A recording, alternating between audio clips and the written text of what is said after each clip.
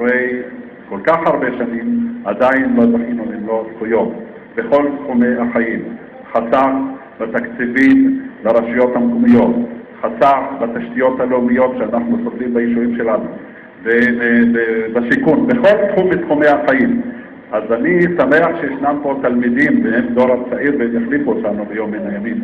אני רוצה להבטיח לכולם ולכל אלה שיושבים פה שיבואו לכנסת ישראל וירגישו שיש שוויון לכל אזרחי ישראל, לא רק בחובות אלא גם בכל תחומי החיים, ויפה שעה אחת קודם. בבקשה, חוסם, בבקשה. כבוד יושב הראש, כנסת נכבדה, אני דרוזי ישראלי שגאה בחברה הישראלית ובהישגיה ורוצה להיות חלק מהמדינה, להרגיש שאני כן שייך לחברה הישראלית.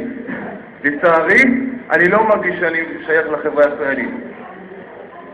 לצערי, אני לא מרגיש שאני שייך לחברה הישראלית. חיילים משוחררים אינם משתלבים במקומות העבודה. הם אינם זוכים להכשרה מקצועית הולמת כדי להתפרנס בכבוד. אחוזי האבטלה של צעירים וצעירות דרוזים הם מהגבוהים בארץ. אדוני ראש הממשלה, אחינו הבוגרים וקרובי המשפחות שלנו התגייסו לצה"ל. האמנו בתמימות שההשתלבות שלנו בצה"ל תהווה כרטיס כניסה לחברה הישראלית.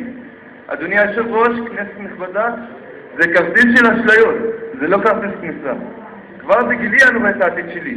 אני לא רוצה לחיות בעתיד הזה. תאפשרו לי, לבני הנוער הדרוזים, להיות חלק אמיתי מהחברה הישראלית. תנו לנו את הסיכוי להיות עתיד אחר. כולי תקווה להיות כאן בעוד שנה ולומר לכם, אני חלק מכם, אני ביחד אתכם. תודה רבה לכם.